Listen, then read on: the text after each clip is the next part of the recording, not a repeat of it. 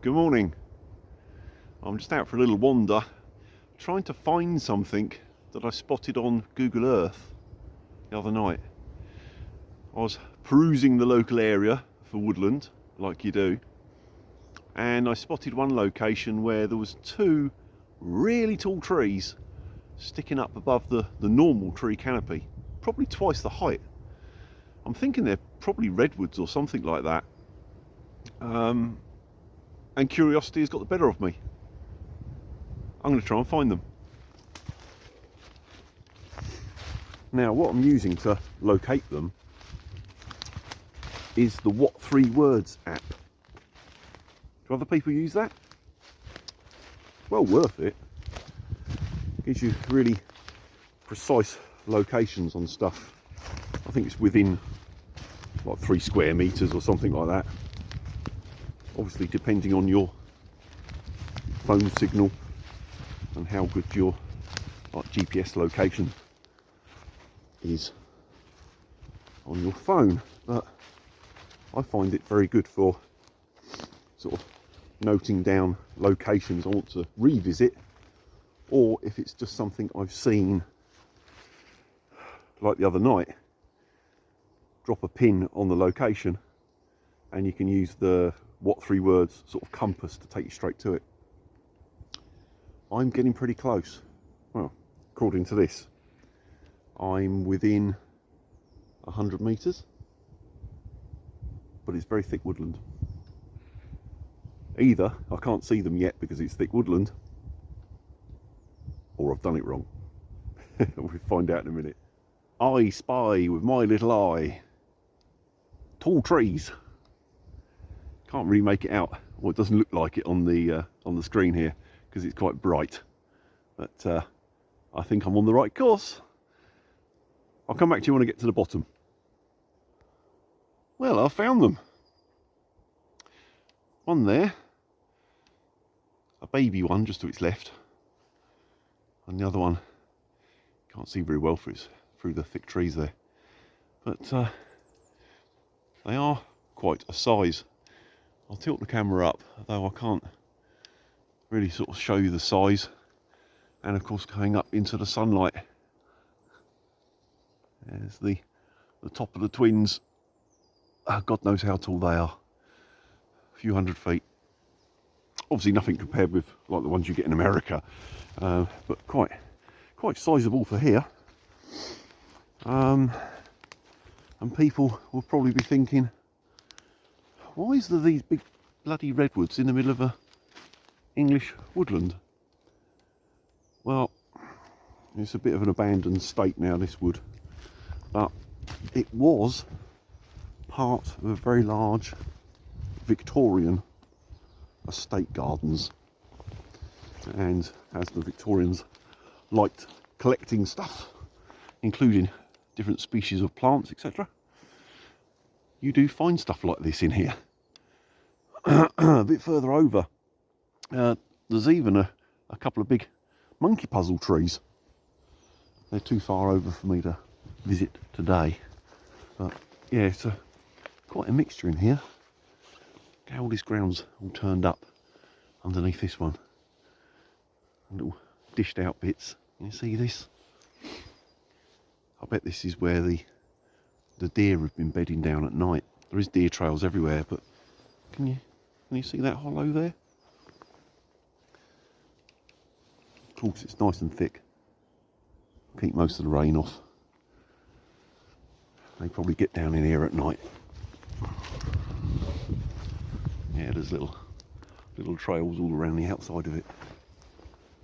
It's a nice little spot, actually. Very dense and overgrown, as I'm sure you can see. But that's why the deer are here and the people aren't. Well, not that there's any official footpaths anyway. There's another strange one. We've also got a couple of buzzards hunting overhead.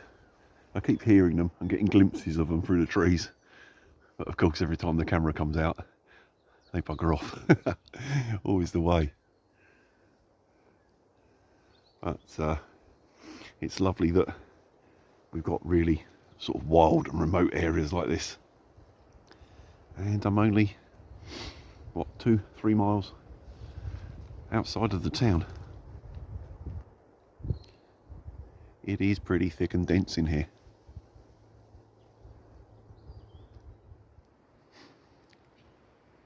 Well, I've waded out through the thick section, or most of it. It looks a bit clearer up through there. I'll head that way. I've actually come into, it looks like a sort of silver birch plantation, or it was once. Interesting. Never been in here.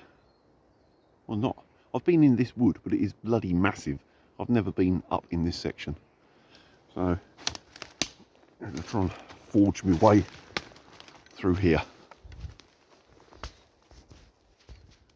There's a last look at the twins in the distance there. But I'm working my way up this bank, getting up there back into the sunlight. It's only, I don't know what temperature is, probably 3-4 degrees. And it's bloody cold down in the hollow here. So, oh, I need to drop my camera. I need to get up here, get back up in the sunlight and warm up a bit. My hands are bloody freezing.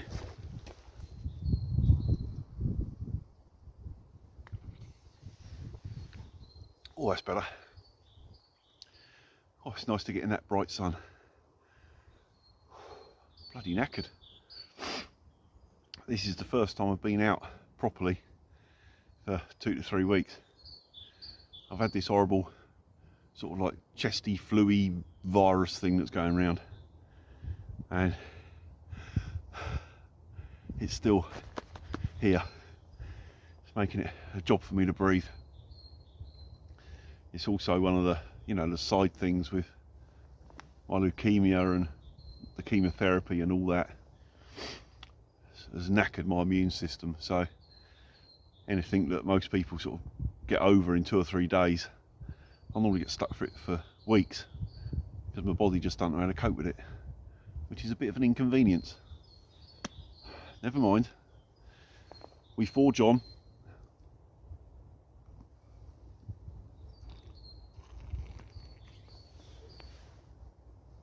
Oh, that's better. I was a bit dry. All that heavy breathing. Well, I've had fun this morning finding them 2 trees. Turned out to be 3 trees, just to satisfy my own curiosity. Anyone that hasn't used the What 3 Words app, give it a go. It's very handy. I've got it on my phone and on the laptop at home.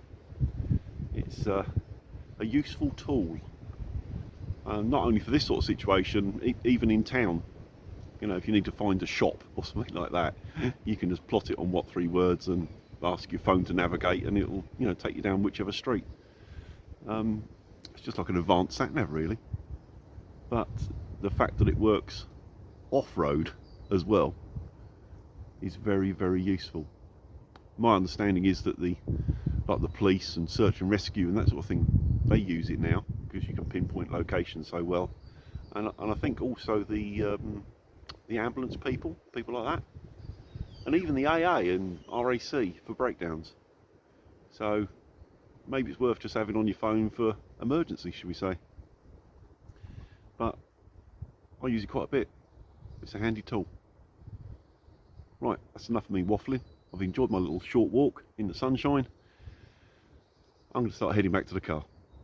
Thanks for watching, and I'll see you soon. The next video, who bloody knows? I'm off on holiday next week, so there might be nothing. There might be stuff from another country. We'll see.